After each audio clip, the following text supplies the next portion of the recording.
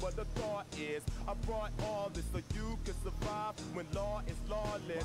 Feeling sensations that you thought was dead. No squealing, remember that it's all in your head. Hey, it happened. I'm feeling glad I got sunshine in a bag. I'm useless, not for long. The future is coming on. Hey, it happened. I'm feeling glad I got sunshine in a bag. I'm useless, not for long. My future is coming on. It's coming on. It's coming on. It's coming on. It's coming on. My future is coming on. It's coming on. It's coming on. It's coming on. It's coming on. My future is coming on. It's coming on. It's coming on. It's coming on. It's coming on. My future is coming on. It's coming on. It's coming on. My future is coming on. It's coming on. It's coming on. My future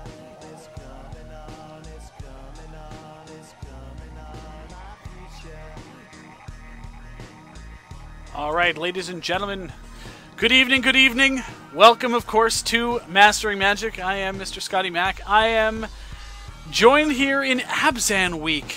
We have with us the member of the highest performing member of Team Face to Face at Pro Tour Cons of Tarkir, a GP champion in his own right.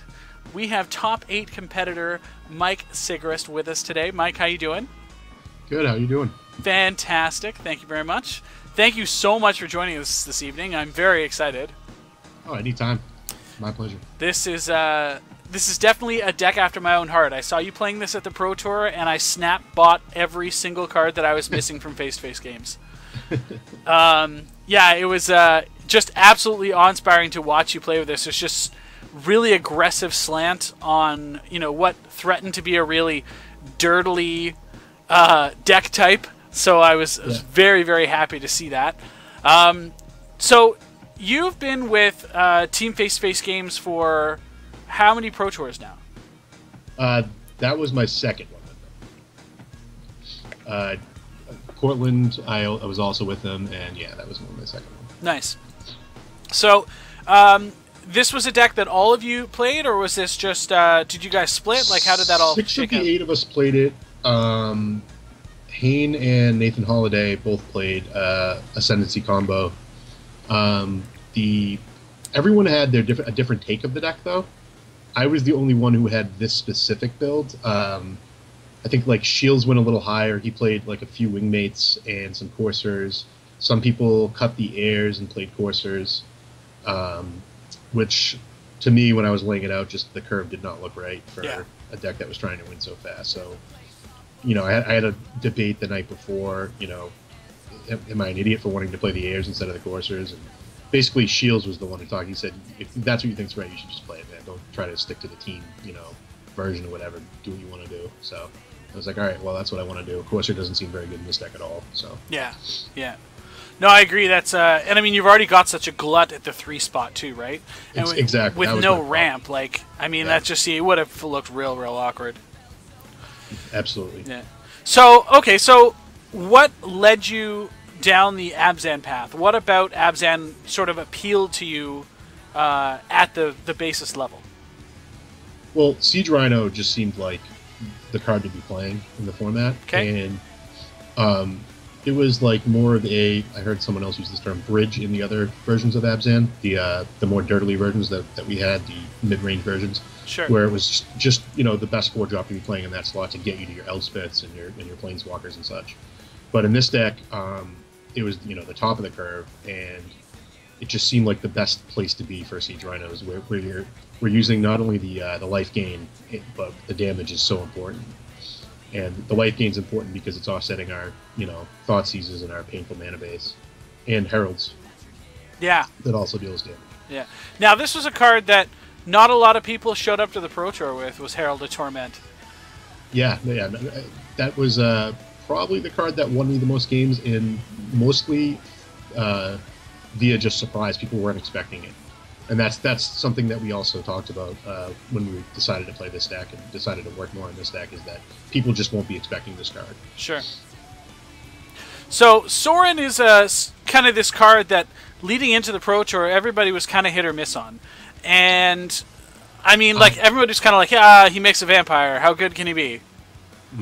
I hated that card when I first saw it. I thought it was just awful. Did not look particularly good to me. Even not a huge fan of it in other decks. It's good in the Mardu deck, which I think is a great deck. Sure. But in like a mid-rangey deck, it's decent. But the real thing here is when I was first laying out this deck, I was just like, wow, we can't play this deck. We're just taking so much damage. We don't have any way, we're just going to start the game at 8 life essentially. And I was like, thinking in my head, is there any good way to gain life? And I literally had a moment of epiphany. I was like, Sorin's great in this deck. It's, gets us through Siege Rhinos with our 4 power creatures and gains us all the life back we're taking from our lands and stuff like that. Okay. So it's really important in this deck. I've considered like cutting one and going a little higher in the curve and adding Wingmate Rocks, which were probably in my deck in the 10 constructed rounds, probably 9 of them after board. But still in game 1, they're not as good as they are in game 2. The game 2s and 3s usually go longer because people interact with each other more and whatnot. So the games go a little longer. Game 1, I just want Herald to close it out. Makes sense. Okay, so the only change you've really made here is you've added another Heir of the Wilds and you cut the Ulcerate. Otherwise, you're basically the same. Yeah, that's like a metagame thing. Like, Ulcerate was specifically for Jeskai. Sure. For being able to deal. You can go tap land into tap land on the draw against a Goblin Rabble Master or a Mantis Rider. And Jeskai's kind of tamed down a little bit, got beat up a little bit at GPLA, I think, and I haven't seen much of it around. So Heir of the Wilds is better against all the green decks than Ulcerate is. Ulcerate's just almost a dead draw against green decks. Sure. Yeah, I mean, the Star City circuit seems insistently dominated by Mono Red and Jeskai, and outside of that, I agree with you. It just seems everywhere else people are starting to walk away from the deck a little, which is just fine for this. Yeah, we expected a lot of it at the Pro Tour, so it was really valuable in that matchup. Sure. So basically, as far as Scrylands go, you're playing 5 as well as the 4 Sandstep Citadels, and those are sort of the only lands that come into play tapped. Is that sort of like the maximum threshold for you guys? I think some of my teammates might have played one more. I know Shields likes them a lot more than others of us did, but again, he was playing the higher curve, so it's better in those kind of decks. I didn't have as many 2-drops. Yeah, that's probably the maximum I'd play. If I played a 25th land, I considered going up to Wingmate Rocks main deck, and if I did that, I would definitely add a land. The deck already is kind of hungry for another land because it can use mana so efficiently with Fleecebane Lion and Death Dealer and Herald of Torment being a 3-drop and a 5-drop. So I'm not sure if I would add a Green-White Temple or a Mana Confluence if I added a 25th land and did that, but yeah, that's probably the maximum I play now. Okay. So as far as going to the sideboard, a couple reworks there as well.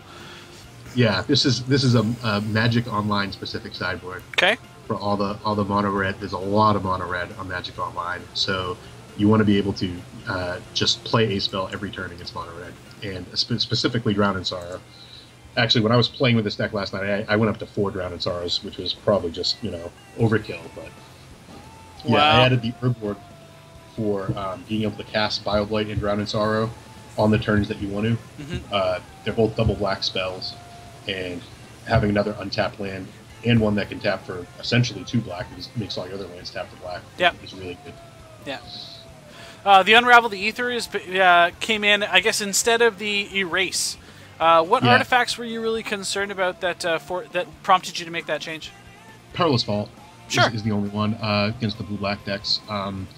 They usually try to set up by play a Perilous Vault, take a hit from your creatures, then untap, take another hit from your creatures, and then end step the vault, and then they can untap and play at instant speed again. Sure. Unravel can kind of disrupt that. So I would bring 1 in. I would never bring more than 1 in, I don't think, in that matchup. But bringing 1 in, I think, is okay. Okay.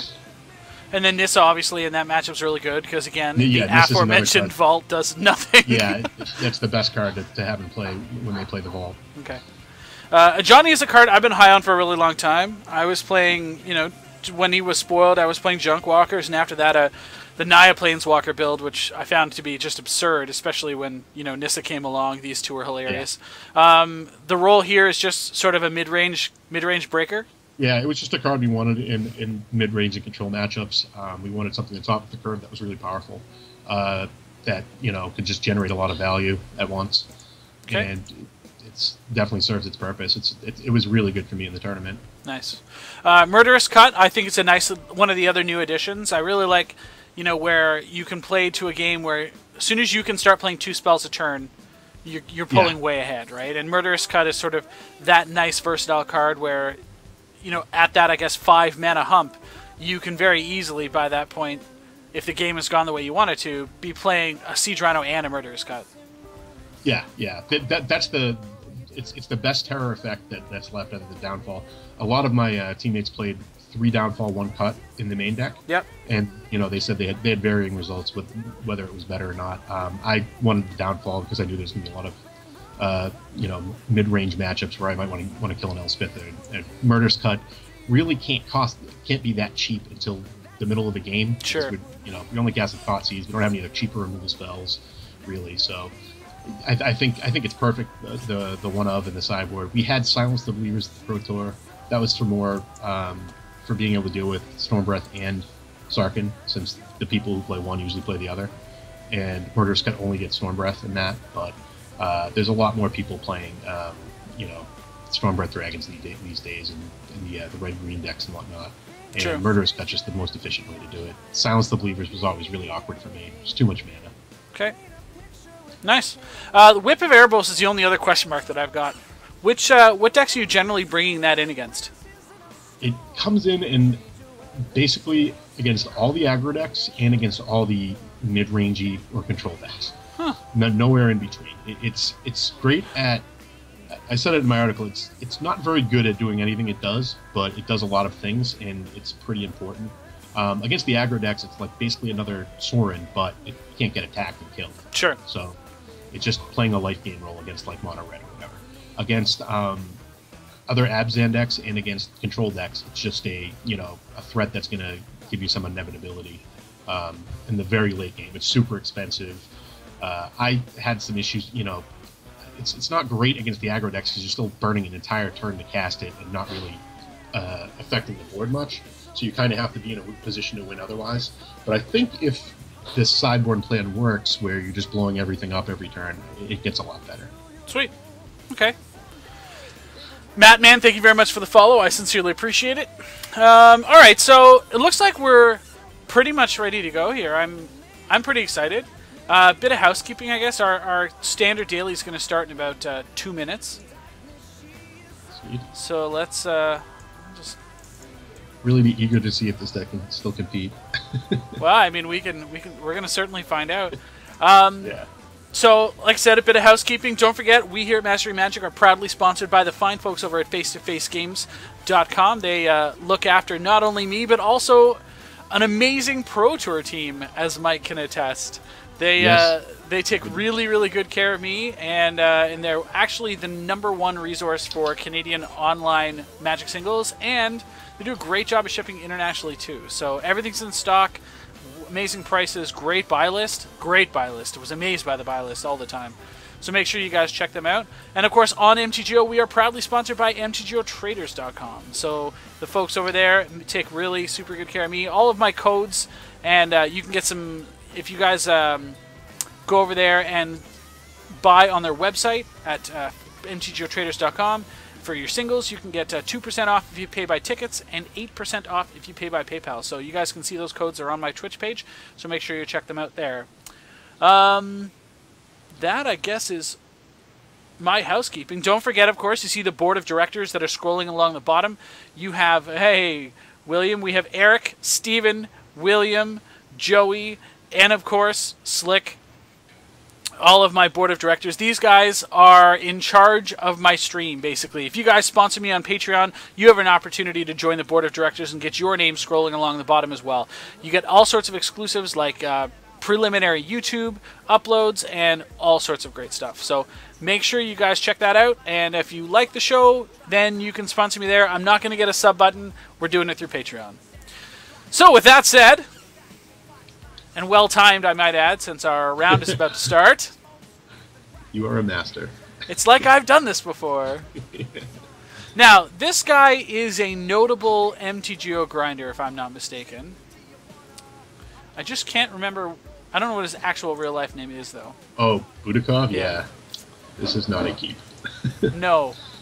No, we're going to ship this hand. And we're on the draw, too. So this is probably pretty reasonable on the draw, right? Yeah, this is good. And this guy is not going to be playing an aggressive deck, so... Okay. So we're going to be looking into, like, waste into Thoughtseize here, probably? Yes. Unless we draw something else that's going to be fun. Yeah, Oh my god, you know what? I forgot a board of directors. I'm sorry, this is really important. I totally forgot our good buddy Spikemo, Tommy Moles, of course. I'm sorry. He was a recent addition to the board of directors last week, so I can't forget him. Can't forget him. Alright, so we drew a Thoughtseize. Yeah. We know he's on Mardu. Yep. Bad matchup. Alright. So, wastes Thoughtseize here, right? Yeah. Find out what we're dealing with? Alright. They always trick me with this. do. Alright. I know what I'm thinking. Okay, so... I mean, like... We have another opportunity to take Sorin. Yep. We can't beat Chain to the Rocks? Agreed. Like, we can't? That's why this is a... That's why this matchup's bad. Their removal, like Chain of the Rocks, is such efficient removal. But yeah, I would take Chain of the Rocks because we're going to be able to take Sorin later and essentially leave him with just some goblins. And hopefully we'll have a Rhino out by then. Also, if things get bad, we have Hero's Downfall to get Sorin later. Chain of the Rocks is going to be a problem, though. If you can, we want to stay out ahead of the Mardu deck. Yeah. What I've noticed really heavily about this format in general is you really just don't want to be behind. No. Right? No, like, yeah. a lot of the decks have a lot of difficulty in playing from the back heel. Exactly. I think the only exception to that, I think, at this point, is probably the Sidisi Whip deck. So he's got Fiddle, No Burst, Sorin, and... Yes. Yeah, we're just gonna play air here. He can't play a 2-drop removal spell. So we'll dig out for the planes here? Or do you want the forest so we can stop taking damage? I think you want... I'm going to say we want forest. I think a lot of our remaining sources are going to be white. And if not, we have a lot of time. If we draw like Temple of Malady, we're going to have a lot of time to figure it out. So down It's really to one a wire. double-edged sword there, because if you get planes, you can't cast Rakasha Death Dealer. If you get... Sure. Right now, you can't cast Fleece Bane if you draw it. Now just Thoughtseize him. We're not going to attack. Hopefully the top of his deck isn't very good to him. Jeez. We're obviously taking Sorin here, like we don't have many other choices. Yeah. Well, Yeah. Well, if he's going to lightning strike our air, hit us for 3, we're going to go down to 10. right, And or we're he still 2 lands away. plays If we Sorin take and then lightning strike, pluses. he hits us to 7, but if we draw a black land, we can kill it. Yeah, it's probably just Sorin. This is all bad all day. Yeah, this deck is very scary for us, especially game 1. Yeah. We're not going to swing here. Especially whenever we draw this bad. Yeah. Yeah, some lands maybe.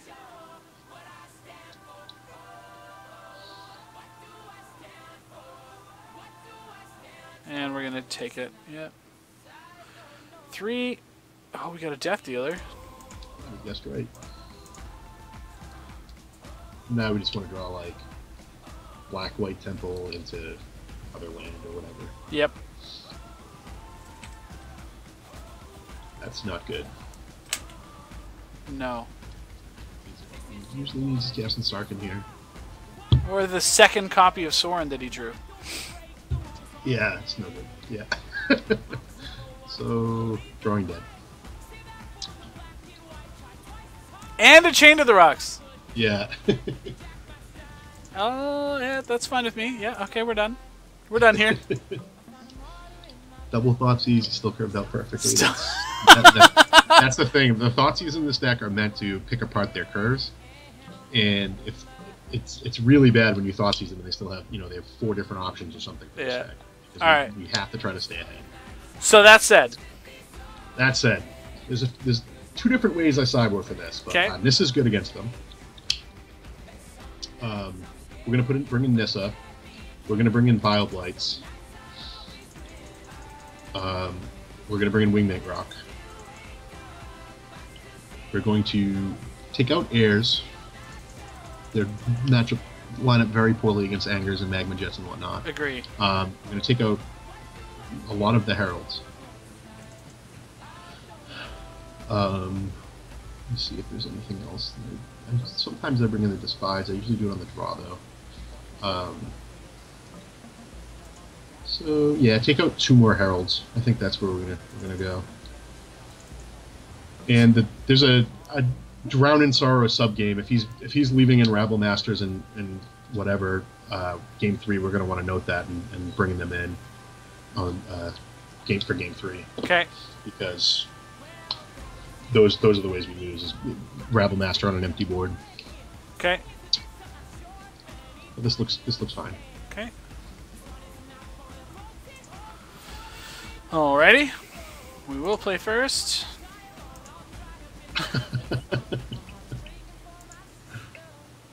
Fine. Okay, finally.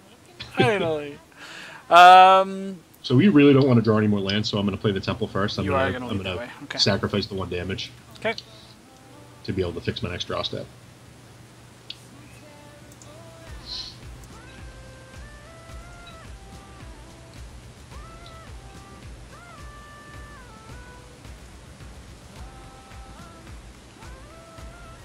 Alright, we're gonna keep. Temple it up. Yep, see what we get.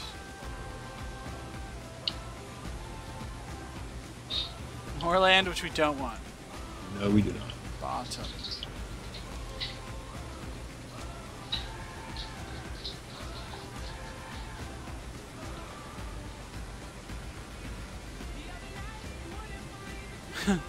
This is an aggressive mana requirement here, you know. Yeah, that's why I boarded that's why I added the third overboard. Third Alright, so we're overboard. gonna play the Caves and the Fleece Man here. Yeah, We can still cast those cards with what we have in. it's nice. We can play like Citadel, leaving up Bile Blight, and then the Rhino. Man, Yep. this Unless deck's we draw a new drop, then we'll just play it. Looks like he's gonna be Chain of the Roxy or Lightning Striking. lightning Yeah, play strike. Citadel. Pass the turn. Hopefully he plays a Rabble Master. Then we know where we're at with the sub game too. Yeah.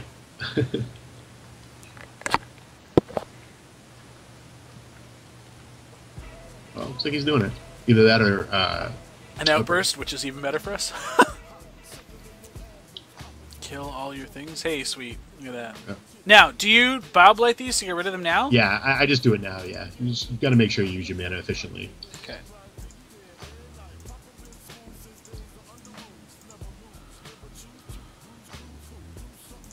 Rhino.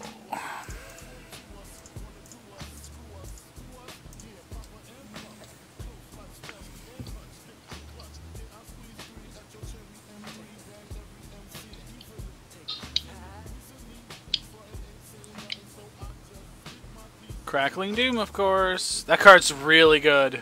The card is great. One of the reasons I like the deck. If I was playing in a standard tournament today or tomorrow, that is the deck I would be playing. Really? Yeah. Wait, version in particular, or one you've tweaked around with? We can leave this on top, right? Like this is a threat? Yeah, we can leave it on top. We really need to draw a creature, and even though that's probably the worst one, we still need some kind of pressure. Sure. Okay. It's a Sorin. And he makes a vampire. Now, what's important here? Getting rid of the Sorin or killing the vampire? The Sorin. And we'll just do that in end step as well? Yeah. Unfortunately. Unfortunately. Playing off the top. So good. Jeez. And you want to play your land because you have Abzan Charms, and if he doesn't play anything relevant, you might want to Abzan Charm. Sure. Draw 2, still be able to do something else. Okay. This deck's so good. It's like Jund or something. Yeah, it is. It is. Well. This is where Drown would be great. Yeah. Sometimes they bring in a bunch of Angers and end hostilities, and they take those cards out of their deck. Yeah, you got to play it. Yeah, I think so too.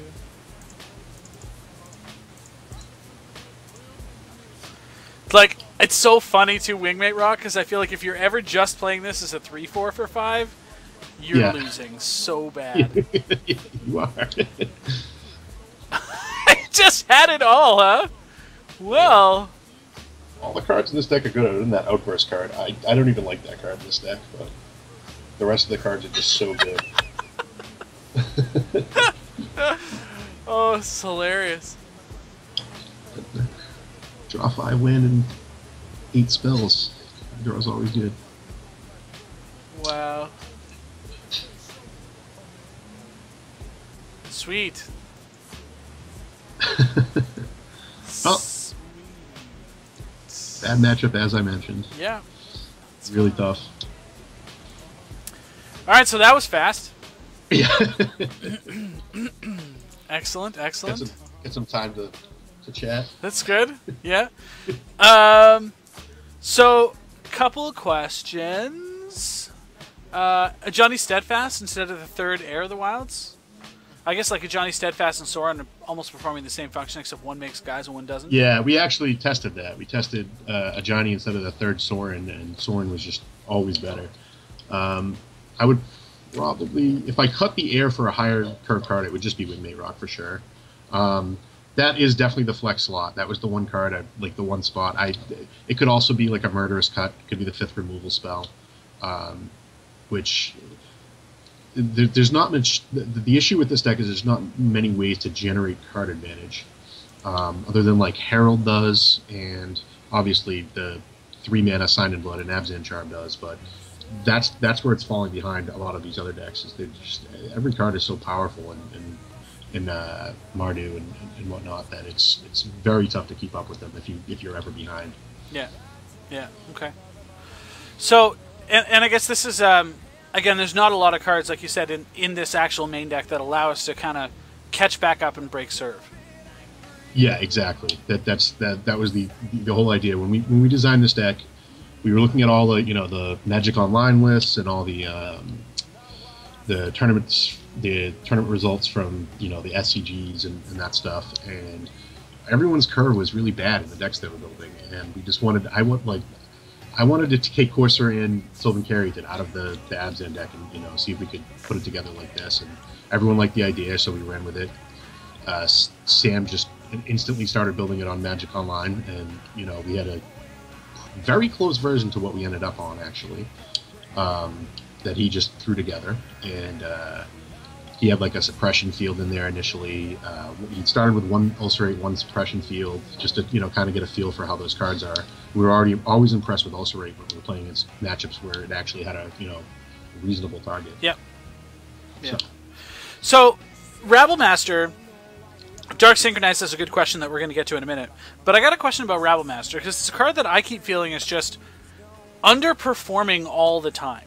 Now, it could just be that, we've seen it in Jeskai, we've seen it in Teamer, and it just really feels like it's just not doing the work. Like, maybe the format was just overly hostile to it for a while, but it seems to be doing quite well in the Mardu lists.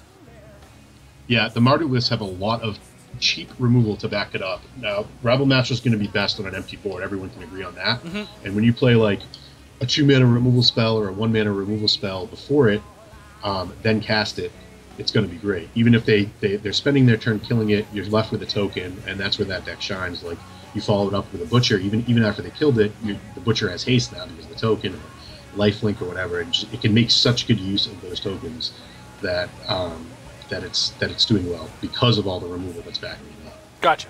Okay, that makes sense.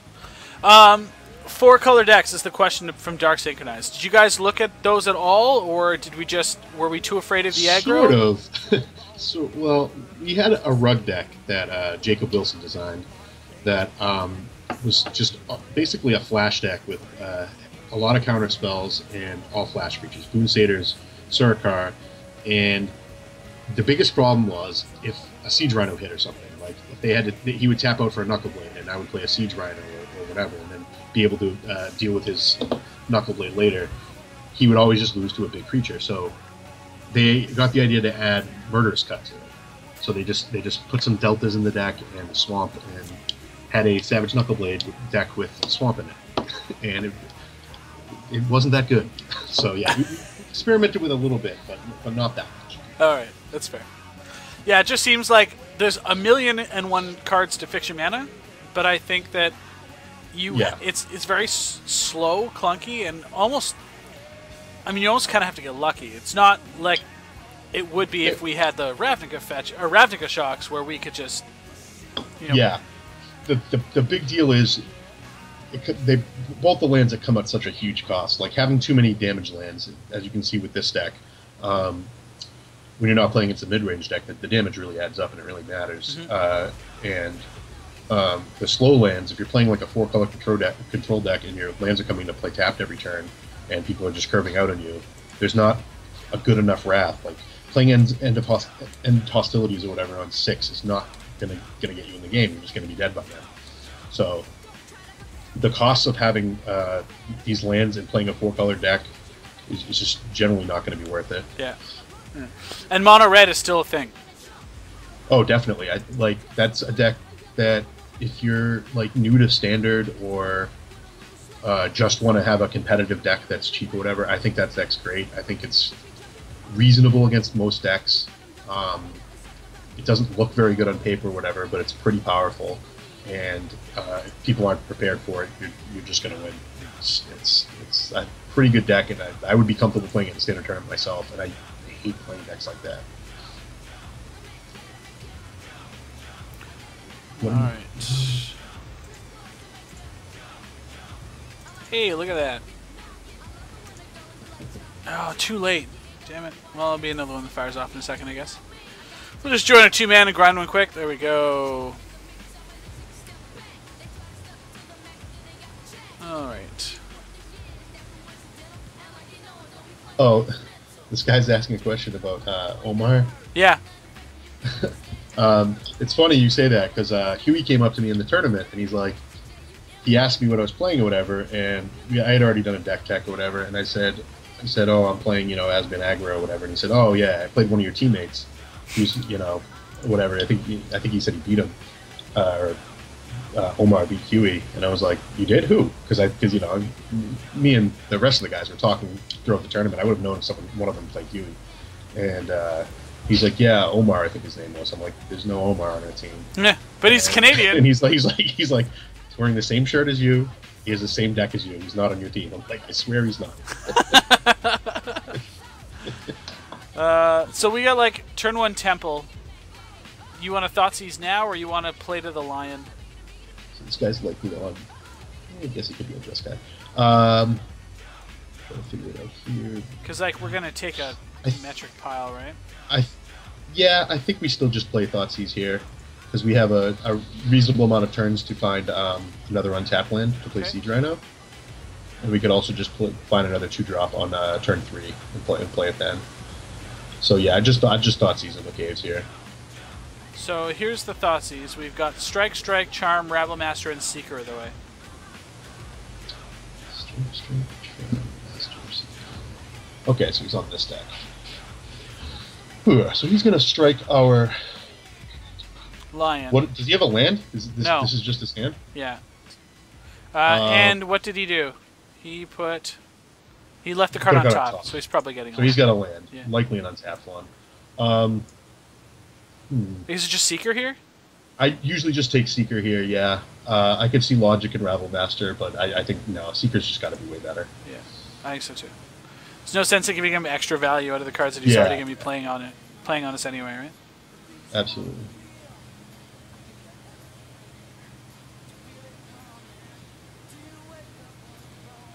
So if he just plays untapped land go here, this is a turn where you're not going to play Fleece Mane. No, I'll play with Citadel. Yeah. Yeah.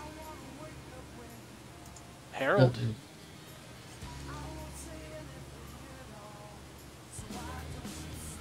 So this is just like.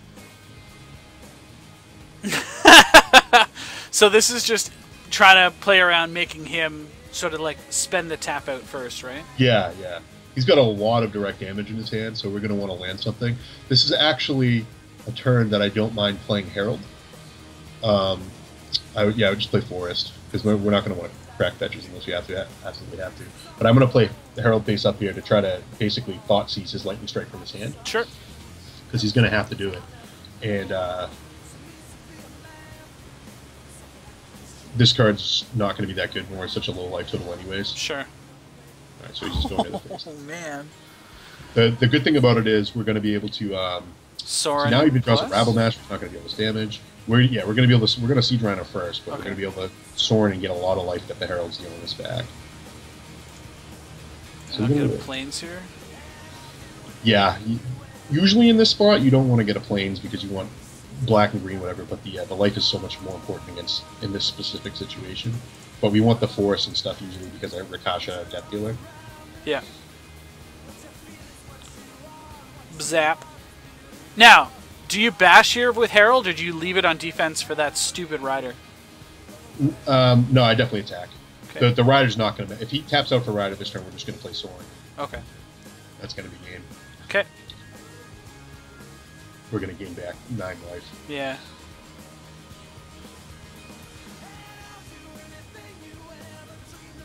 He's seen enough. Alright. So, Jeskai.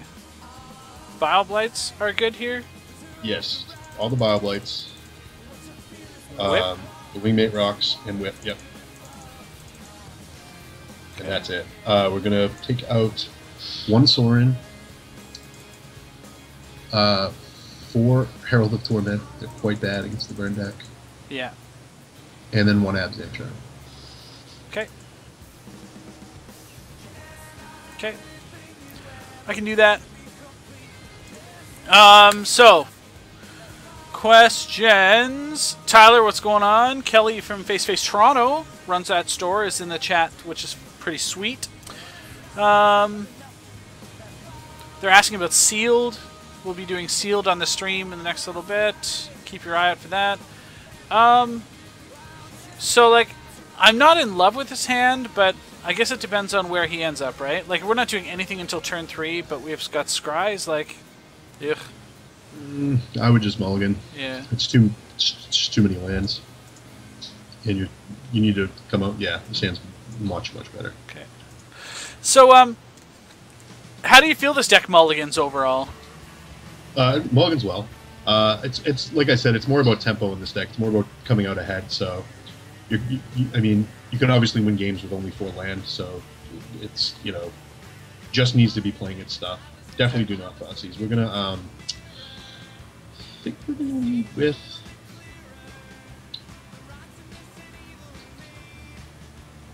I'm trying to think, like any spell or any land. I mean, either one's probably fine. Temple's fine.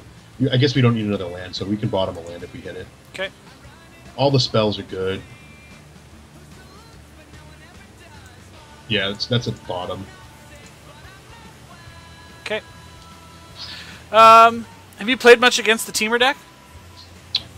I played against it at the Pro Tour, actually, and it was one of the decks that I liked prior to the Pro Tour. So yeah, I played a little bit against it. Okay.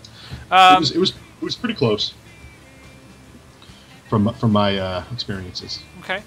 And it's just one of the questions was, as an Abzan player, what are the best cards that Teamer can play against you? Stormbreath Dragon is the best card that basically anyone can play against me. Other than that, just one of the cards I have the most problem with is Goblin Rabble Master, because it puts me in these positions where I don't want to be attacking. Yep. And that just will lengthen the game, and my deck doesn't have a great late game. Like, the 2-drops are all great if the game goes super long, but somewhere in the 6 to 8 turn range or whatever, they're not as good as most of the other decks have. Cards they have. So Goblin Rabblemaster is a problem. I'm pretty sure Kibler didn't play that in his deck, he didn't, which was intriguing to me. But like in the red-green monsters deck, Elvish Mystic and Rabblemaster is like the best start they can have. But the Teamer deck, yeah, I guess just Stormbreath Dragon. That's okay. I would Thoughtseize him here. The last thing we wanted to do is to removal spell into on our Rakasha. Good God. Alright. Is that his whole hand? Yep. He has 5 cards. No, there's one more missing. Temple. Okay.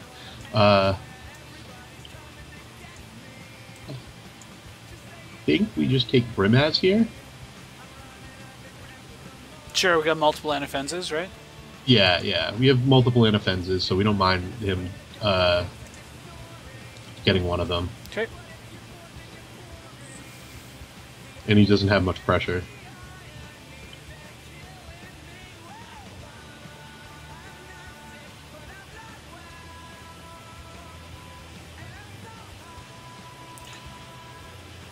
Bottom. Okay. Oh, Boblight's nice. Yeah, we're still just gonna Anafenza here. Yeah. Let him play right into it. We can play 2 things. We can't play 2 things next turn, but we'll probably just play another Anafenza. Because it will make him remove it, yeah. Yeah. Okay. And we know he has God's Will, so. So how do you feel about Anafenza in general? Like, is she still really good? Was she good for you in your deck? If Anafenza isn't good, the deck isn't good. Anafenza is one of the reason I love the deck was Anafenza. The starts, like, Fleece Main into Anafenza, if they can't do anything about it, the game's usually just over. So, I think it's still okay, but I'm not entirely positive about that. Okay. The format has adapted a lot since the Pro Tour. I'm just going to play another Anafenza here, because you can't bolt it. We can't regenerate if we play... the Rakshasa? Rakshasa, so we will be able to next turn. So we're just going to play Anafenza and play a land out here. Sure.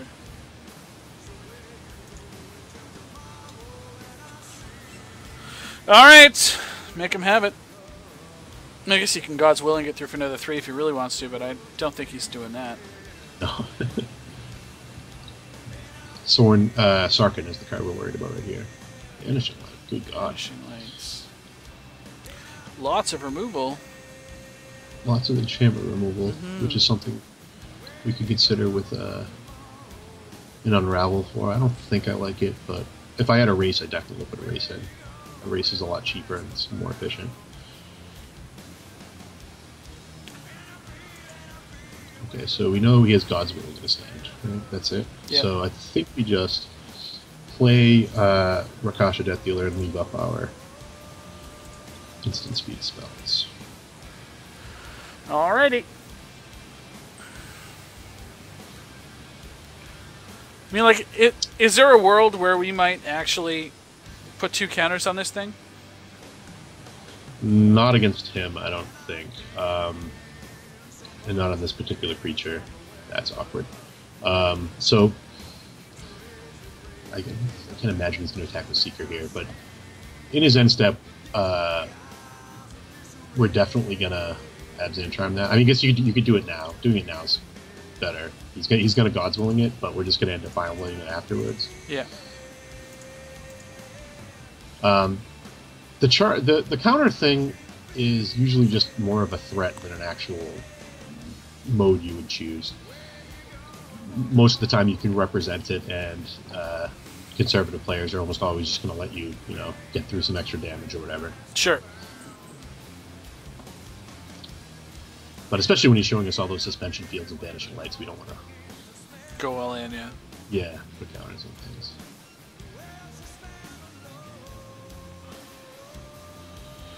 Interesting. So, I mean, we could Bob like the Mantis Rider, play Anafenza? Yeah, I'm just wondering if you want to wait on Bioblighting in case he plays another one. Ah, greedy. He only has 1 card in hand. Yeah,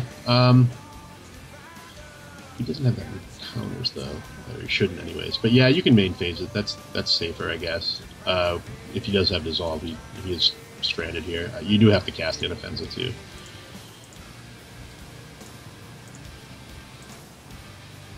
Debating if I would like to attack or not. I think we have to. You want to attack first? Yeah, you attack first.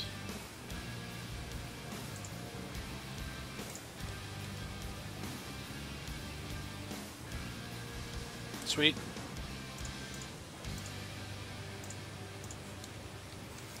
All right. It's all you, sir. Draw a land card. That's not a land. It's not a It land. doesn't cost that much mana. It's a Phoenix. Just draw a regular removal spell, and Inoffensive's second mode will take over. So we can't attack with both creatures. We can't beat any spell anyways. So I definitely think attacking with a creature is good. Probably Inoffensive. Well, we can see. Yeah, I would just attack the Inoffensive here. And why the Anafenza instead of the Rakshasa? Just because it's bigger without the mana you don't have to investment? pump mana, so you can represent something. It's going to hit for 4 damage, and this person might not know how the rules work. If they trade their Phoenix for it, their Phoenix will go away forever. Oh, yeah. Sweet. We got lucky. Yeah.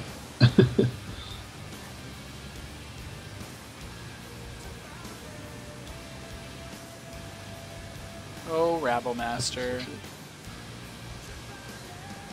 That's not good for us.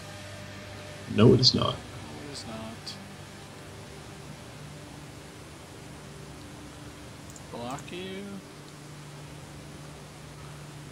Yep. Draw a Siege Rhino. Or Wingmate Rock. Oh, Wingmate there's a Rock. Siege Rhino. Yeah, tap the land for colorless, yeah. There we go. Siege Rhino.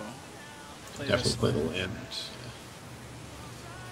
No attacks. No attacks. We're not really doing much damage, and Nope. he has another spell damage. Oh, goodness. Yeah, that inoffensive trick was cute. Yeah.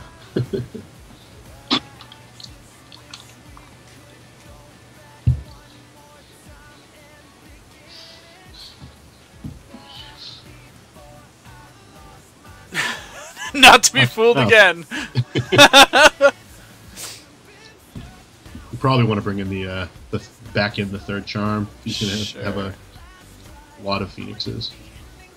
I'll just block here.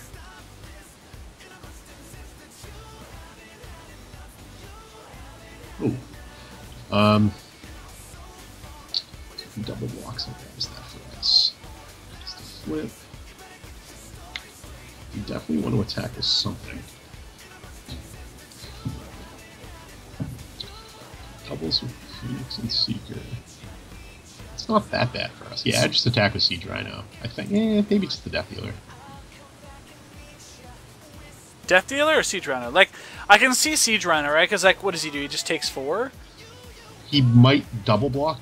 Like, if he's sandbagging the land or whatever, trying to, just bluff it or whatever, he can trade Seeker for it and then just reflip his Phoenix the next turn. And we end up taking more damage. Sure. That's fine. I mean, he can still block the Death Dealer that way and do it. So, yeah, I'd probably just attack with Siege Rhino here. The trample plays, I think, is part of it, right? Yeah. Just takes it. Yeah, because he's not expecting you to have another one. And this is where a Sorin or a Whip just makes the game impossible. Puts it away, right? Right now you're pretty close to parity, but one of those cards just ends the game.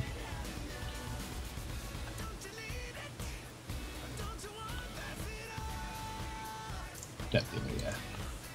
Yeah, we don't, like, there's no sense in needlessly exposing ourselves to a Stoke the Flames just to kill our Siege Yeah. Rhino, like... Damn it! Yeah. So, alright. Did that. Forces a block if you do that. We're going on a 3. Lord I Sigmund think with you the can only follow, attack thank with you. one Rhino. Yeah. unfortunately. I mean, we're still dead to a burn spell, right? Like, either way we look at it, so... Yeah. Sit on this one? Yeah, just hold it. Yeah.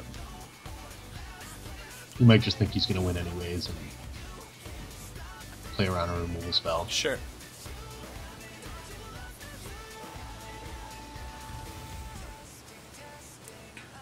Are they coming in? Is everyone coming across? Oh, take your time. That's no bueno. No bueno. 7 lands? That's about all we can beat. Oh, gosh. I guess he only has 2 mana. He only needs a lightning bolt. Like, Yeah, I know, but if it's a bunch of Jeskai Charms and Mantis Riders and that's true. stuff, then you have a shot. Deck list function is broken this evening. It will be working on Wednesday. Snap put 1 in his hand, so. Yep. I mean, this is only game 2. Yeah. So. Yeah, this is the matchup it was very close. We tested it. I mean, we didn't play against Phoenixes and stuff. We just played against the stock list, and Sure. it was slightly in our favor then. Guessing he doesn't have it then. Block you.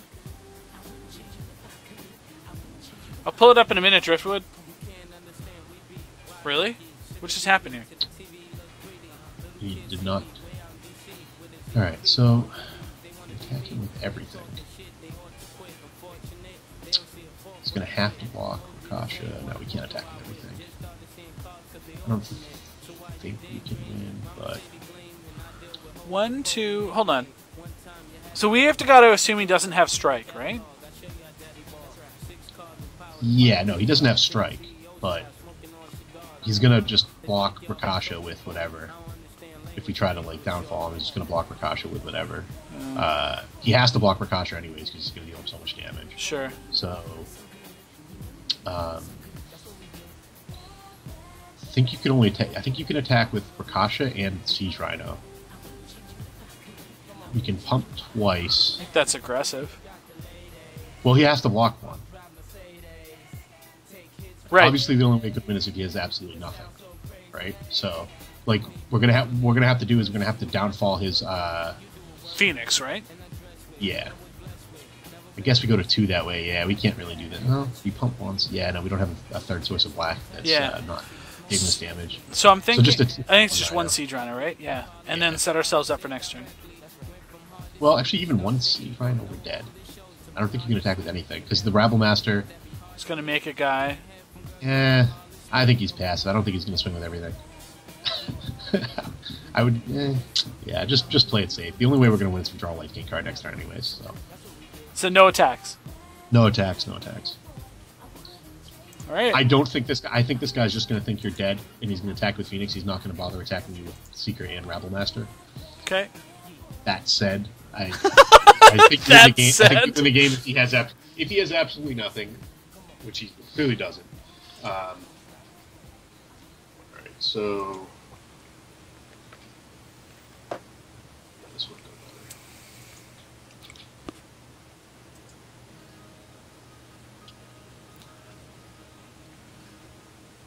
better. That. Okay, yeah. I think we survive if his last card's nothing.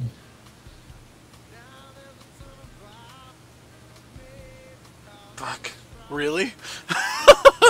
That just happened? Alright. So he's gonna go up to a 4 something? 4-2 though, not trample? Yeah, so we're gonna block that with a Rhino. We're gonna block his other 2 guys. Yeah. And we're ice the Phoenix. So let's just ice the Phoenix. Yeah. So if he has dissolve, we can just scoop. Yeah, we just scoop. Yeah, exactly. Do you have a counterspell? God's Willing for your Phoenix, perhaps? Yeah. No. He does not. And you played a land, so he can't flip it. Alright, now let's block.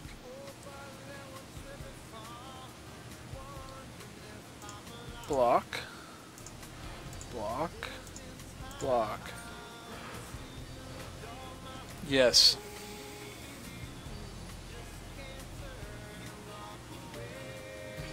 Gosh darn it all! For the love of Pete! Really? Even if that was a creature, we wouldn't even. I know! Well, he's gonna flip this Phoenix, deal us 2, and attack us for 4.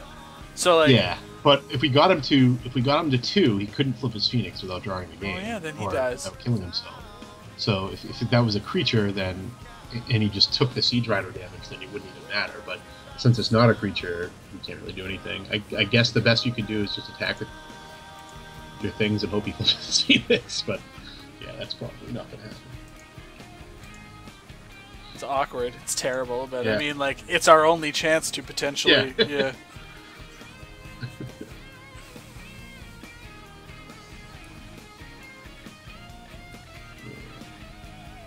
Yeah, just.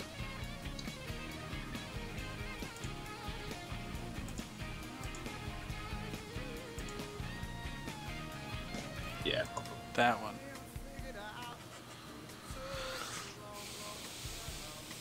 Yes, that. Damage is at 4. Even if we drew the charm, would be a great shape here. Yeah.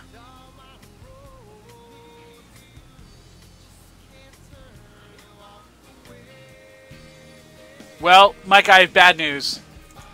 Our opponent read that magic card. Yeah. They know what it does. Game 3 it is. I'm good. Precious seconds. Alright. Any changes you want to make here? I'd probably bring in the third Abzan Charm if he's going to have a lot of Phoenixes. You can cut an Air. Air is kind of mediocre in this matchup. Anything that he can Magma Jet on turn 2 Sure. gives it such an advantage. So is it worth bringing in the extra Sorin if we really wanted to see it every time, or no? You don't really want to see it every time. You just want really one copy of whatever it is, Whip or Sorin or whatever, and Whip's kind of just replacing it in the curve. So Sorin's a lot weaker to... if you play it on an empty board, it's not very good against this deck. So Okay. Whip, on the other hand, can still be okay. Alright, we will play first. Oh, look, Whip. Yeah. So we're keeping this hand, I This is a think. keep. Yeah, keep.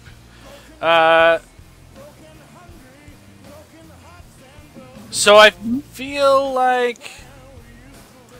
I don't know, like, is this a Citadel turn 1 hand? Yeah, it can be. Like, basically, you're not unhappy with any draw in your deck, which is when you're going to want to play the Citadel instead of the Temple. Most of the cards in your deck are going to be pretty good right now.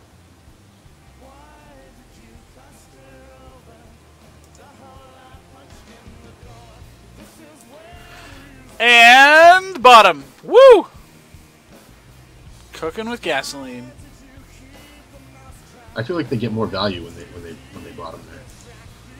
They get The more card actually value? did something. Oh, that's true. Yeah, that's true. I'm always so happy to bottom for some reason when I scratch. I feel like I just played a gate if I kept on the bottom. Dodge that bullet. Yeah. So, how does he let me untap with that? What is he doing? I don't know, but I'm going to attack. Yeah. I'm not going to play my land yet. No.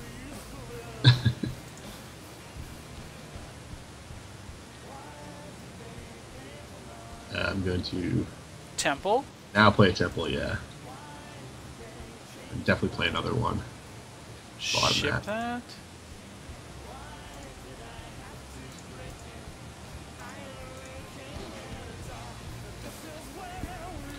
She's like Angerus here. Ooh.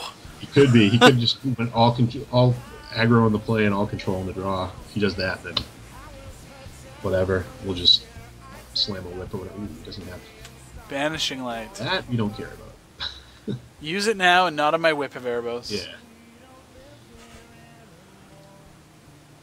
Hopefully I'd rather draw a Rhino than play the whip. We did not get so We are lucky. going to play whip, though. We are going to play Whip, yeah. Okay. Yeah, get a Forest.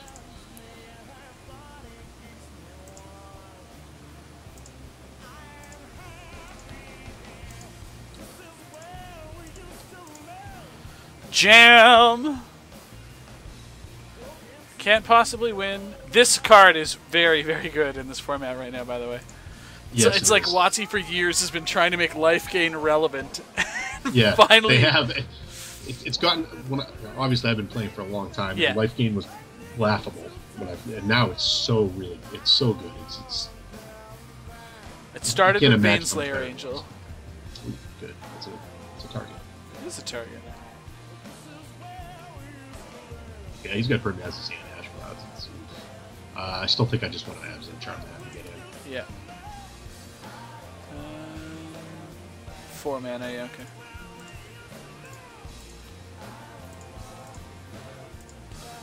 Goodbye. You God's willing? For the blowouts? He does. Jeez. Jeez. Good news is he doesn't have blue mana.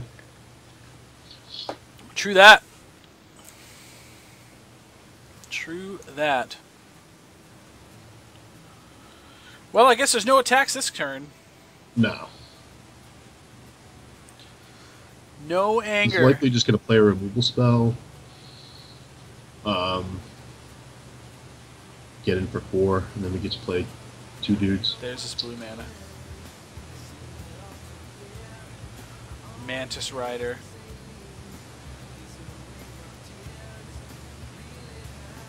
So we're Yeah, gonna God's Willing's actually a card we had in our sideboard for a little while. really. Yeah, the tempo swing is huge when you're playing from the head or whatever, and they're trying to keep up and play a 3 mana removal spell, which is such a huge swing. Just 2 lions here?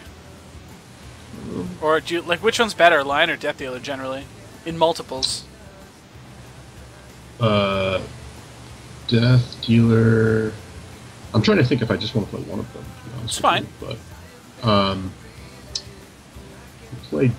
if we attack with death dealer, just play death dealer. I guess he has a lot of.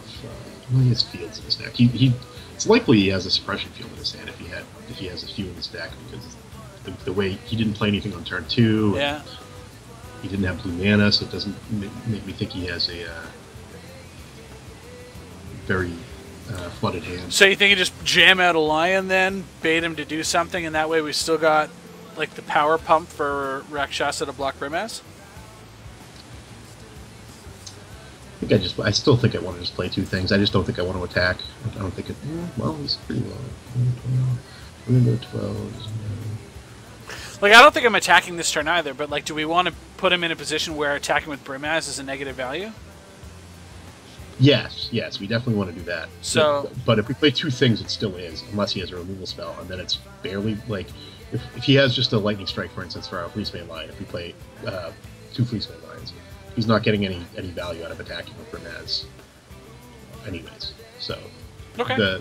I think attacking might be pretty valuable here because you only need to pump it once for it to do anything. Oh, attack here first and then just jam 2 lions? Yeah, and then jam those. Yeah. Okay.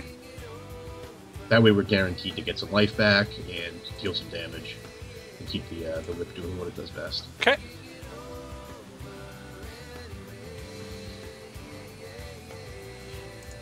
And now I just play 2 lions, I think.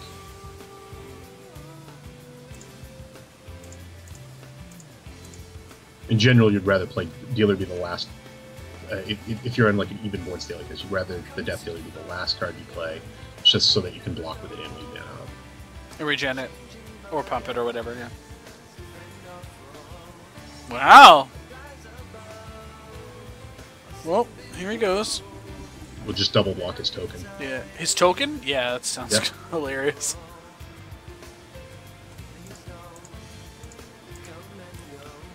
So essentially, he didn't attack. Yeah. Or he's gonna have to like lightning strike, which is good. Wow. Whip, so OP. He wishes that was just a 3/4 vigilance right now, I think. Yeah. Oh. I hear this card's good, right? Yeah, that card's going to be good here. We are just going to attack with Rakasha here. Yeah. Jay Spencer with the follow. Thank you very much. The interesting thing is, if he blocks with Ash Cloud Phoenix, I don't know what I want to do. I think you could have Disdain's Stone. I really doubt it, I guess if he just blocks with Phoenix, we just gain 6 to 1. Ugh, it's awkward. We didn't see stroke yet. And generally, there's if he has stroke, we at least have the ability post combat to whip, right? Yeah. Yeah, I think we just trade here. He's gonna have to spend a full turn making that card relevant again, and so just jam it. Yeah, I would just jam it. Whew. No stroke.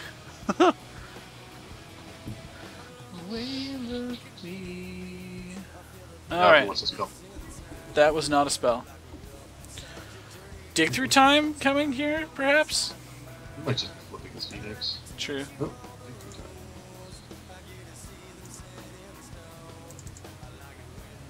He doesn't look like a man who put end hostilities in, even if he did. There's the dig. There's the dig! Digging. He's in a lot of trouble. Yeah, I feel like not playing a Whip of Erebos if you get black creatures in your deck is just ridiculous. Yeah. That Sidisi Whip deck is just terrifying.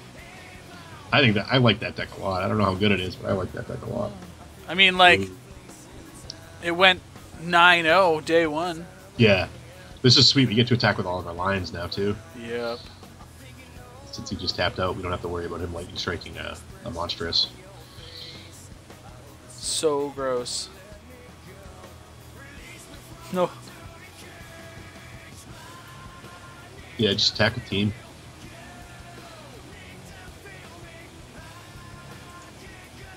Attack with all. Make your blocks, sir. Make them. Best blocks are like Mantis Rider on Fleecebane and that. Yeah, that's the best thing you can do. So that's going to put... Oh, it's going to make him indestructible. So what do we want to get rid of? Brimaz or the Mantis Rider? Brimaz probably, right? Well, you're going to get rid of both of them. Yeah, Oh. I want to get rid of both of them. So it doesn't matter which one we keep, really. No, we have to pump the... Oh, to this one to kill The one that's Brimaz. blocking the Brimaz, yeah, to kill Brimaz. But then the other two are just going to trade. And we're going to have an indestructible lifelink guy. And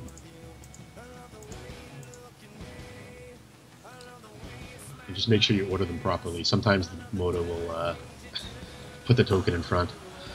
Yeah, there you go. We are good.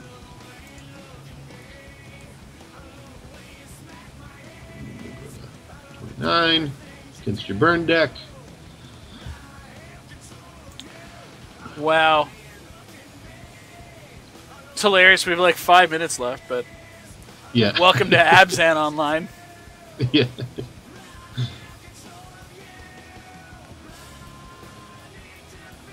That's a Rabble Master. Uh-oh. Maybe in like 4 turns. 2 Rabble Masters. Move them. Now they both have to attack. Do. Wow.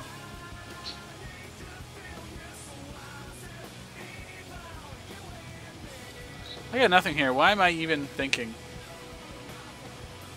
Alright. We have a land. So... I actually just want to attack with the bird. Well, here, I think. We don't what have. are We you don't have talking? anything good in a He's graveyard. dead. He's dead. He's dead. Yeah, he's dead. Watch. Oh yeah, we we have a we rock don't in the have graveyard. No, it's in the suspension field. Oh, that's awkward. Yeah, I just want to attack with the rock, and then play the Rakasha. He's going to have to attack with both Rabble Masters next turn, and we're going to get to eat them both. Sweet. Because otherwise, he's just going to chump block the Fleecebane with the cat token, and then one of the Rabble Masters is going to get free, or he'll chump block with one of them, and the other one will have to attack. Alright. I thought he killed our rock. I apologize. Yeah, no, I was thinking the same thing right when he cast. I go, oh, it's not dead. It's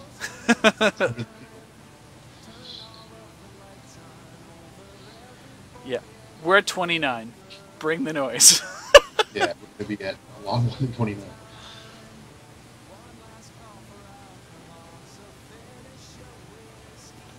Hardyhood 1 for the follow. Thank you very much. This is a precarious attack. Alright. He's attacking with the Ashclad Phoenix, so I guess he just flips it, right? I don't think flipping it would be a good choice for him. Like, I think we just leave it. Like, I don't care about that at all. Did he attack with the token, too? Yeah, he did. Alright, so what do you want to do to block here? I would just put Fleeceman in front of one of the Rabble Masters and then Rakasha in front of the Cat Soldier token. Oh, okay. So you won't have a blocker. It's Just 7s. yeah, and then I would just... I don't even know if I need to. Well, we're taking what? 11, 9, 11, 13. Who cares? Ah. Creatures you control gain lifelink. Well, yeah. So, pump the Rakasha Death Dealer once. Give me his life back. I'm gonna take a big chunk here, but I mean, we do it twice. we can do it twice, but then we don't have Regeneration open. I'd rather just make sure we can regenerate, because then he could just nag the or something that's just otherwise a dead card. Okay. Still 18. Abzan Charm. Yeah, that can kill his Phoenix if it ever flips. He's at 32. What the hell? Yeah, but we're gonna. Alright, I would just attack him with everything, Yeah. since we're so long time. And you want to pump this Death Dealer? Just once. Yeah, just once.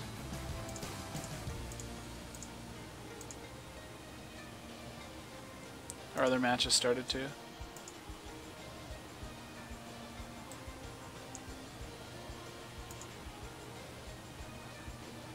Morgan. Not like this! Not like this! Alright. Pass the turn. Yeah. Yeah, and I'm gonna kill his Rabble Master after the trigger. You got them all getting in. This happened to me today. Alright, keep this one. Oh, God. Alright. His pre-combat. You want to get rid of what?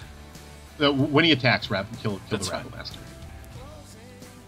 I mean, he may not attack the Rebel Master. Yeah, if he doesn't, then that's fine.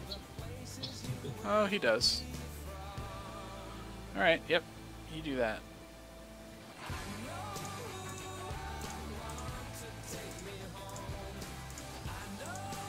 This guy. Yeah, I would just play this match until the other one. Negate. Alright. He's dealing with us 13.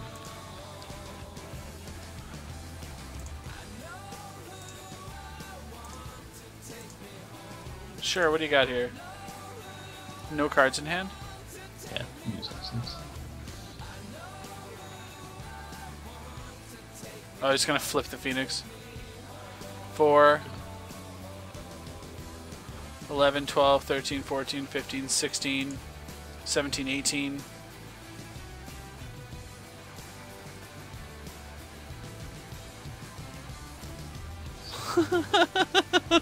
Bile Blight, huh? Just team him. Yeah, team him. Bioblight is tokens after the thing resolves. I would just do it. Do you want to pump once? Yeah.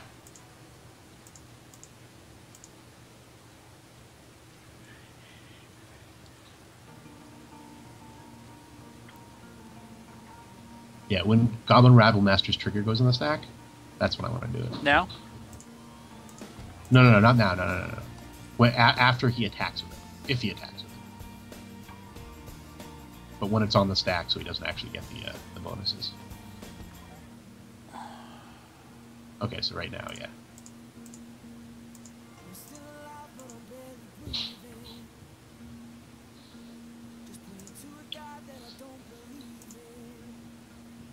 Waiting for Gemini.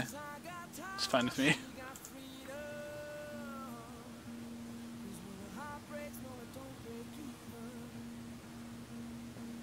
Come on!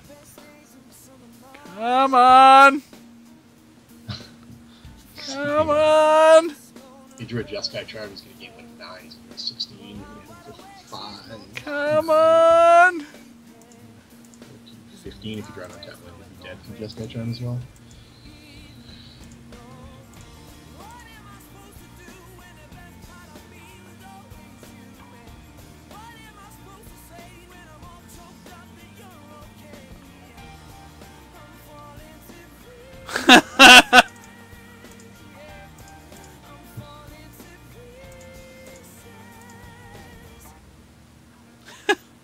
Is he dead here?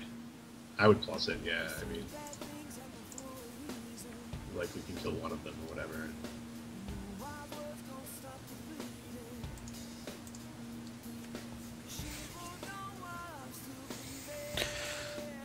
Dead. Oh god, that was good. Alright, now is our opponent doing anything over here? Still waiting for him. It's the hardest anyone's ever worked to win a pack. Ever. Seriously! Real close! Real close! Whew. These Abzan decks, so grindy. So grindy. And this is even the aggressive version. Alright. What do we got here? Our opponent... There we go! Alright. We don't want any more lands.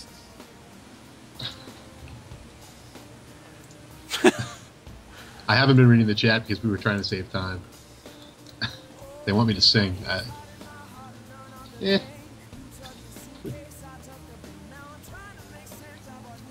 Alright, we'll see what we got here. Let's see what our opponent is doing.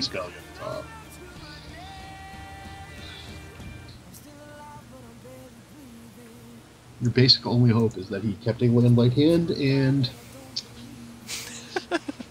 We could hope that he's sitting on like 7 Thoughtseizes. Yeah.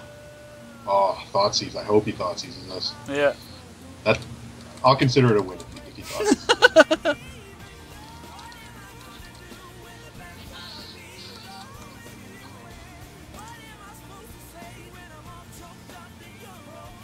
The wife veto. I know about the wife veto. I got the wife veto on Ottawa. Oh, wow. That's rough. Yeah, it is rough. How far is Ottawa from you? 4 hours. It's just timing. Okay. It's just timing. I can't do it. Now, that's... I understand. That said... I was in GPLA the day of GPLA, and I couldn't go. So. Yeah. So, like, how are we going to call it Scottawa if you're not there? I am looking at potentially a January SCG. I'm potentially looking at Columbus, and I'm potentially looking at Philly. I just haven't made any real decisions yet. Right. So that could be good. I usually play the standard SCGs. I don't really play much Legacy. Ooh! Promising. Play the Sandstep Citadel. I think it's a good thing. It is a good thing. If he has Thoughtseize, yeah. I hope he kept that 3 Thoughtseize. No, actually, no. Now we have support in our hand. I forgot.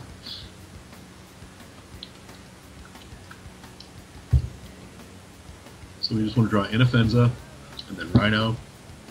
Just like runner, runner, runner. We got all the mana we ever need. Yeah.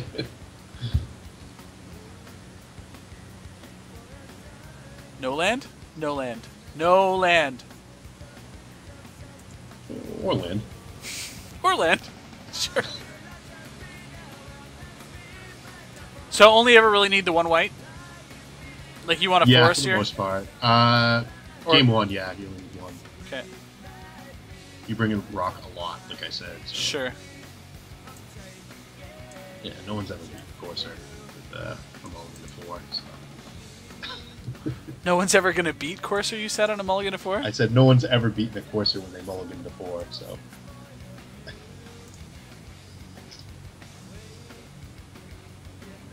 Yeah, in general, you don't want the planes unless it's really important. Sure. Because the Rakasha. Though Urborg does mitigate that very well.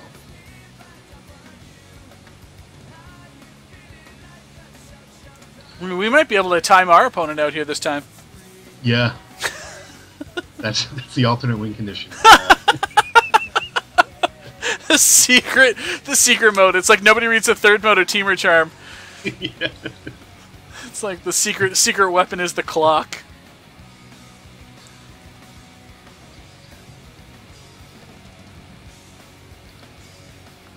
Tick tock tick. Oh! Oh! Soul Power Brew! Just lying here is fine. I think. Like, there's no sense in playing Sora and making a guy who's going to attack it with a Corsair. It seems dumb. Yeah.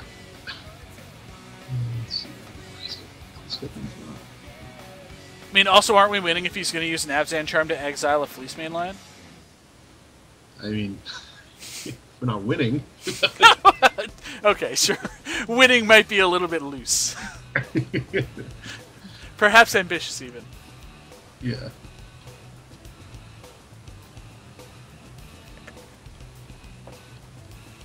Awkward spot.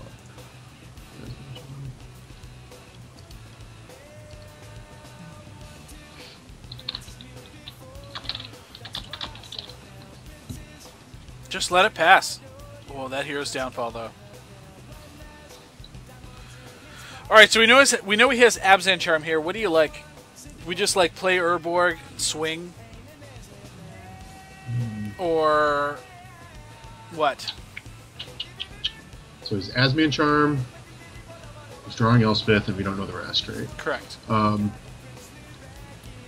He's definitely gonna block if we attack. If we play land and attack, and we actually, I guess we don't necessarily want to kill Courser. I think we just play land and pass. I guess you can attack, but don't monstrous if. I mean, like if you want, yeah, I agree. Unless he gives us an opportunity where he plays badly and Abzan charms his Courser. Yes, yeah. Well, then you're just gonna downfall it. I guess there's that too.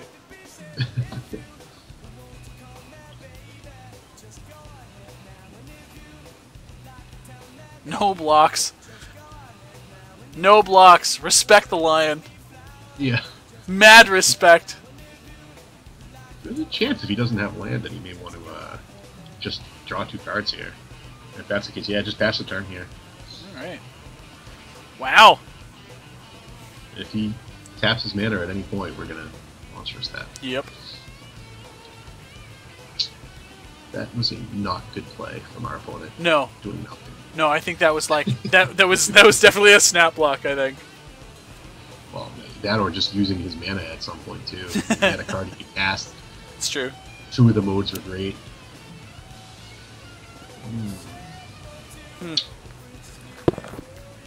I don't think we could. I was going to say stop on draw step, but the fact that we know he's drawing Elspeth, I don't think we want to draw step kill that. It's going to be unfortunate.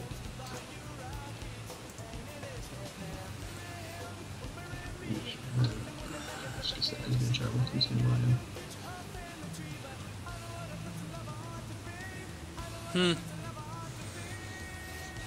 If he does nothing, you're just going to have to end step, sink your mana into the policeman and make him charm it, because we can't win the race of him just, you know, playing an Elspeth. Sure. Sure.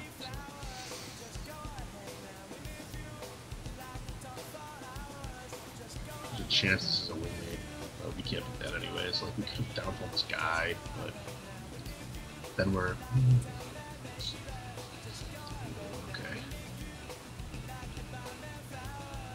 Draw step set, Hourglass. Draw step set. If we were going to downfall, his Courser was going to be his draw step. Yeah. Especially after he shows us the land on top.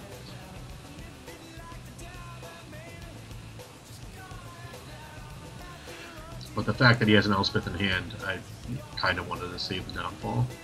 Right. What is he doing here? Double queuing for sure.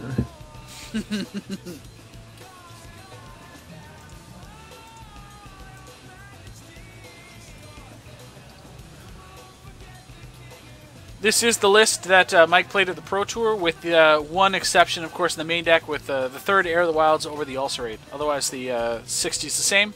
A couple changes in the sideboard, but we'll look at them again during in-between games.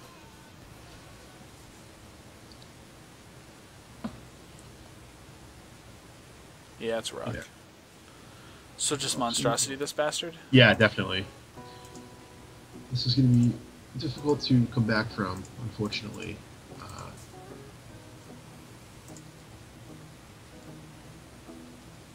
Especially with Elspeth and Soren, yeah. Yeah, that was the issue, as we knew about the Elspeth. Uh-huh. I guess we've got, like, downfall for the rock? Or do we want to... Yeah, but then we want to use downfall, fuck.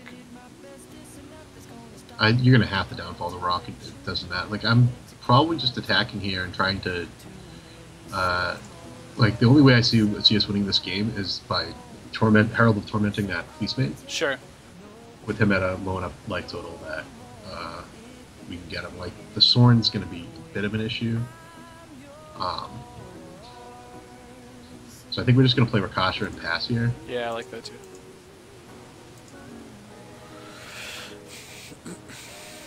Okay, so we got the stop on the draw step. See if he gets a land. He does. Still not, it doesn't matter. We're still not going to downfall the Courser.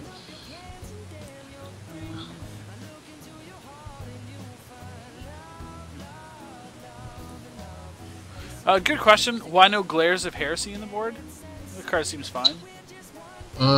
It is fine. It's not like the cheap removal that we have, the Bile Blights, were specifically for aggro decks. There's not that, no really white aggressive decks other than this one. Sure. It is a fine card. It might see be included. I could see adding one or something like that. The problem with a lot of the white permanents is they generate a lot of value when they cast them. What's the one specifically? Elspeth and Wingmate Rock. Yeah. Their Heresy is not great against either one of them. They do something important when they come into play. So we're more focused on beating the aggressive decks and just ignoring things like Siege Rhino and stuff and just pushing through them. So he's got Abzan Charm for a guy, right? Yeah. I guess you should probably, since we waited this long, we should probably just downfall the Wingmate Rock now, while that triggers on the stack, so he gains one less life. You wanted to hit him before combat. Yeah. All good. I'm surprised he didn't play Soren there, actually.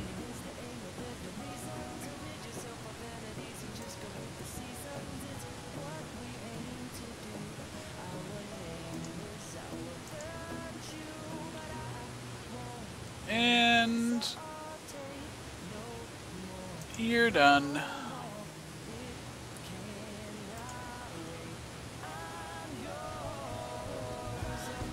You got rid of our guy with a downfall. Okay.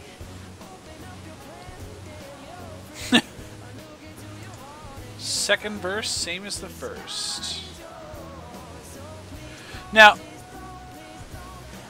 so I'm just gonna attack and play Death Dealer. That's where you're at? Yeah, there's not much we can do unless we keep his life total low. Okay. I'm just wondering if it was worthwhile to, like, play Soren over Death Dealer, but... No, we're just gonna basically mitigate his Courser here. If he decides to attack with Courser, we're definitely gonna block, and if he wants to Abzan Charm or Death Dealer, that's fine. That's up to him, yeah. Yeah.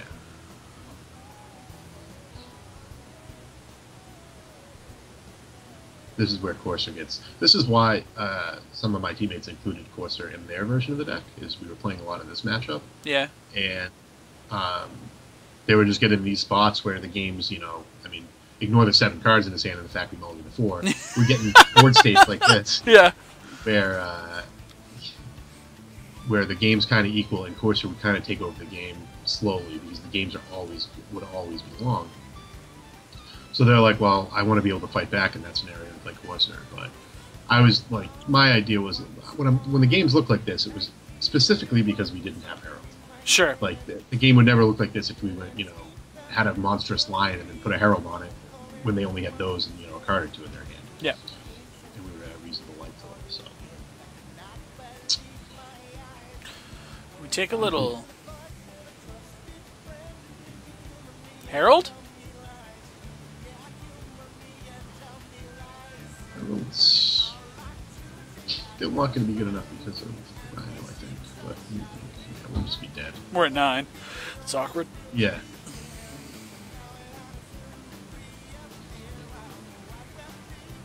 Untapped land is actually not a bad draw.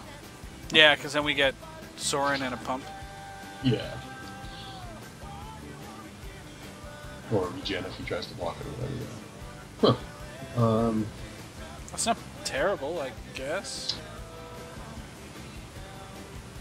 I mean, it's not excellent. Like, I guess we can't attack. We take down Elspeth. Soren plus attack. We go to 14. He's going to kick up Elspeth. He's going to get all tokens. He swings back and kills our soul. You can actually just Abzan Charm on that Death Dealer too because of the soul ability. Yeah, tough spot here. I think I just like downfalling his Elspeth and, well, attack with Fleecebane first, I think, because he's more likely, or attack Elspeth with Fleecebane first, because he's way more likely to chump block in that scenario. And we actually want to keep one of his tokens. I don't think he's going to let Elspeth go to 1. Maybe he will, I don't know. But when you're in tough spots like this, you got to take some slightly riskier plays. Okay, now we can just downfall Elspeth.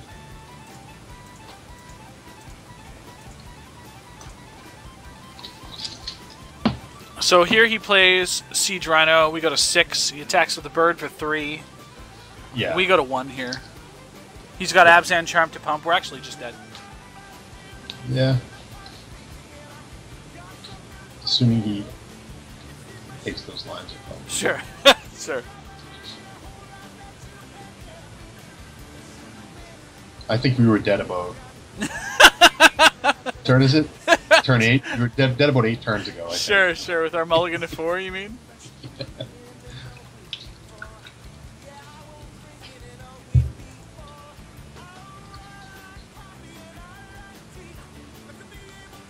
Yeah. Siege Rhino? Yep. Okay, yep. Good. Yep. Yep.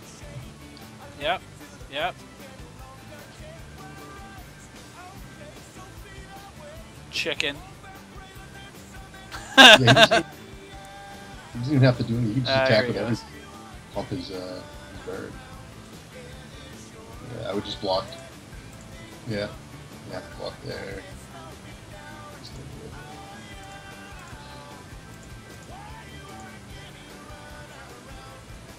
Regenerate. Well, we pump it and he kills it, right? Oh, but then he does that instead of killing us? Yeah. Yeah. Doesn't matter. You're Does not matter. drawing beyond that. Oh, he... Interesting. Yeah, you're dead. Could technically just... Alright. Mirror Tech. So, yeah, alright, so... We want Wingmate Rock. Yeah. For sure. We want Whip. We want a Johnny. You want cut here too, or no? No, their creatures are not, like... You don't want to kill a creature on turn 4 or 5, which is generally when Cut's going to do it. You want to do it earlier than that. Okay. Cut. Alright, so we're going to cut... move here. We're in the play, so we don't want to cut Inoffenza. We want to cut all the heirs. Okay. And then... what was I taking out here? I would take out Abzan Charm, usually. Okay. Now, so you don't want Despise? On the draw, I tend to put that in instead of Whip. Or not Whip, excuse me. Instead of an Inoffenza. Okay. Because Inoffenza gets blanked by rhinos and all kinds of stuff. Makes sense. So. Makes sense. Okay. But on the play, you want to stay aggressive. Okay. And I guess there's a lot of, like, Utter Ends and Abzan Charms and Hero's Downfall, so Nissa just isn't that good. Plus, you get the 4/4s get outclassed by rhinos, right? Yeah, it's the Siege Rhino that's the major problem. And, like, you play Nissa and make 2 lands a guy or whatever. Sure. While they have a Siege Rhino blanking it, and they just Elspeth kill your 2 lands, you're in rough shape. Okay. So, how do you... So, we stated at the beginning of the stream that you're not 100% sold on this deck's position today. You know, No, 3 major tournaments after the Pro Tour. But no, I mean, it still had reasonable results, but it's... I mean... the what was it, the 50K or whatever? Yeah. I know my teammates weren't playing it. There's a good reason for that. I think the mid-range deck is a little better currently. This deck is basically a nod to how strong we thought the Ascendancy deck was. Sure. Well, I would say you played it, right? So the Pro Tour's on a Friday. I would say on Monday or Tuesday, maybe, all of us were considering. All of us had decided we were going to play Ascendancy. Really? And yeah, and then I was honestly unsure of it, but if everyone else was so sure, I wasn't going to be the one that said no, I don't think so. Sure. So I was like, all right, I'll just learn how to play that deck. And then I think it was Josh started to have some. This is really awkward. You don't have the. No, it's really awkward. You only have 2 more fetchable lands in your deck. Yeah, that's why we're just gonna get rid of them now. Yeah. Yeah, it doesn't matter which one you No, get. it really doesn't. Getting both of them. I think it was Josh who started, not liking the other deck first, so we started working on Abzan lists, and he had the very typical mid-range list that very similar. Seriously, Boblight? Seriously, Boblight? Really? Jesus. Just Rhino him. Jeez. We're not worried about any of his 4 drops other than another Rhino, and hopefully we can draw an untapped Black Source, or maybe he'll play an Urborg, That'd be sweet. and then we can suit up Rhino. Flying Rhino. Yeah. God, what a jerk. Yeah, why couldn't we just have a Death Dealer? So mean. But yeah, so I just kept playing games against the Ascendancy deck with the mid-range version, and I would be like, Carriated on turn 2, turn 3 Siege Rhino, and then Hayne would kill me. Yeah. Yeah. And I'd be like, this is just terrible. I can't be doing this. If people are going to be playing a deck like this, that can just literally kill me when I'm tapping out on turn 3 to catch the Siege Rhino, I need to be doing something a little more proactive. Yeah. So then I was like, why don't we try cutting Forcer and Carriated, and I went from there. Yeah, I was very pleased with the position of the deck.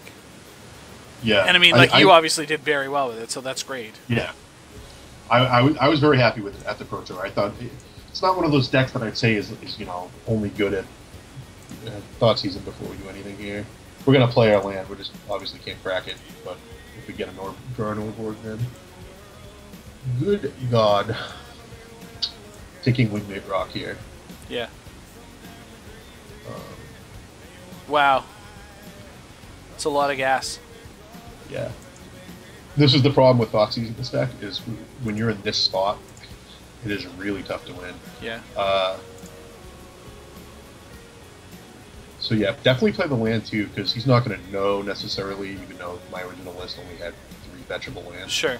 He's not going to know that, so he might prioritize trying to kill the Mayan now, even though he can't monstrous it. Abzan Charm, of course. More gas for you. More gas. Yeah. Just got to try to stay out ahead and get in one hit with the Heralded Rhino, and then or a Heralded Fleecemane, and then he's dead to a Siege Rhino, or in the case of the Rhino, if it hits, then the Herald will just kill him. Well, I mean, we could very easily here. We can actually get this Fleecemane land monstrous. We stand a heck of a lot of better chance, I think. Yeah. I mean, that's the Bioblight was very brutal. It was terrible. Yeah, it was really, really terrible. Like, he conceivably could have been a 4 right now. Yeah. Yeah. Yeah. He just plays the carry through that turn. God, give it to us.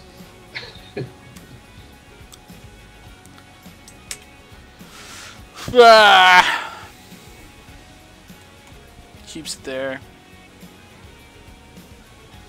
Alright, come on, baby. Whew.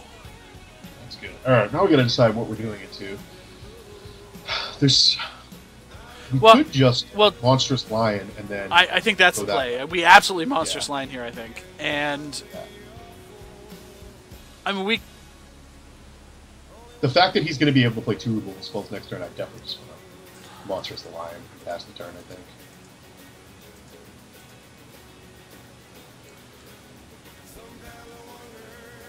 Yep. And this is where Herald is so good. Yeah. Yeah.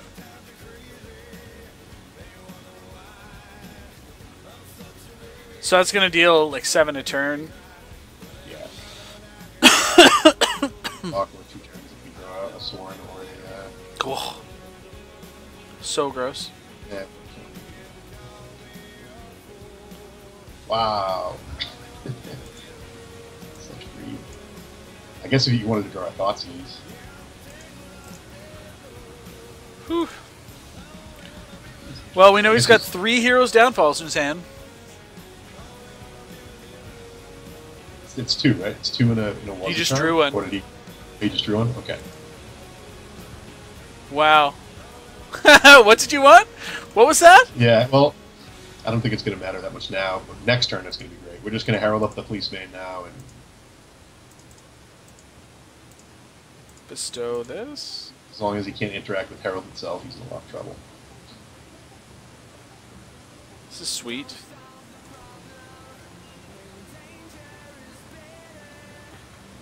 Yeah, this is a thing. Reconsidering his line of play. Jam? What's he doing here? It's probably still or he's just shuffling because... Yeah, if he doesn't do anything right now, he's dead. He's dead. So we're going to swing with this bastard. Yep. And he's going to go to 14 when he plays a land. We know his draw step, and we know he has 3 downfalls in his hand. Wow. This is the thing, like, I've played against this deck, I think, 10 rounds of Constructed. I think I played against this deck 5 times, maybe 6. And I was undefeated against the mid-range deck, the mid-range version of the deck. Wow. And a lot of it was probably them not setting up right around Herald. The fact that they didn't know that they were going to get heralded. Like, as soon as Lion goes off, like, it just seems... Yeah. Ugh.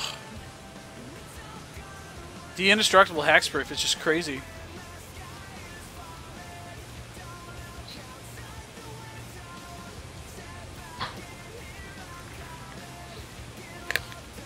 Yes, his last card was Sword.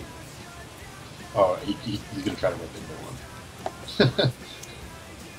I love it when their top card doesn't change after there's 2 cards. Alright, so now you want to cut an Anafenza, add a Despise. Add a Despise, yeah. Because, like, on the draw, like, flooding them out a little bit, like, they need a lot of mana to play all their threats anyways, but, like, if you can take all their threats and deal with all their threats on the draw, it ends up being a lot better for you. Okay. That's the only change? Yeah, it's the only thing to do it differently on the draw. Yeah.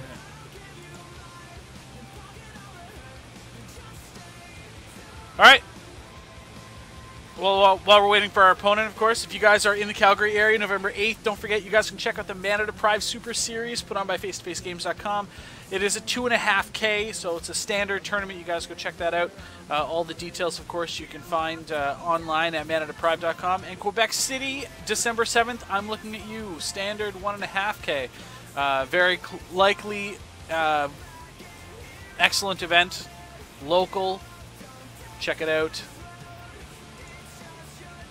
I'm going to answer Greeno's question here. Yeah, it's not the bigger Asban decks. I don't really have a problem against the bigger Asban decks, though. Some people, I think, would say that the big Asban decks are advantaged. I've never had that issue.